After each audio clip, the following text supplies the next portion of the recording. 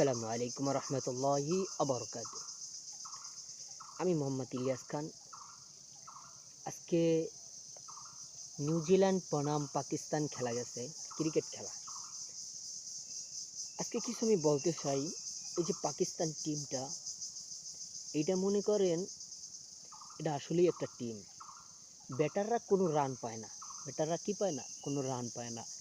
বলার দেখছেন নাসিম শাহ, যাকে কি নাসিম শাহ, সে একজন বলার। সেই আজকে 51 রান। আমি বুঝতে পারি না, যেখানে পাকিস্তানের কোচ, যেখানে পাকিস্তানের ব্যাটাররা, যেখানে পাকিস্তানের ব্যাটাররা রান পায় না। মোহাম্মদ রিজওয়ান, মোহাম্মদ বাবর আজম, তারপরে ভালো ভালো ব্যাটসম্যানরা রান পায় না, সেখানে দেখেন আজকে বলাররা রান পেয়েছে। আমি কিছু এই যে পাকিস্তানকে নিয়ে বলতে চাই, এরা আসলে কি পাকিস্তান? সে আগের পাকিস্তান আছে? নিউজিল্যান্ড আজকে যে ব্যাটারটা 99 রান করে আউট হয়ে গেছেন, এই ব্যাটারটা খুব দুঃখজনক। পরবর্তীতে এই ব্যাটারটা 100 করবে ইনশাল্লাহ। খুব ভালো ব্যাটার করে সে।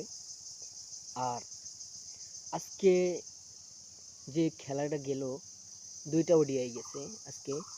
পরবর্তীতে 3 নম্বর ওডিআই দেখে সেইটা আশা করি পাকিস্তান জিতবে ইনশাল্লাহ।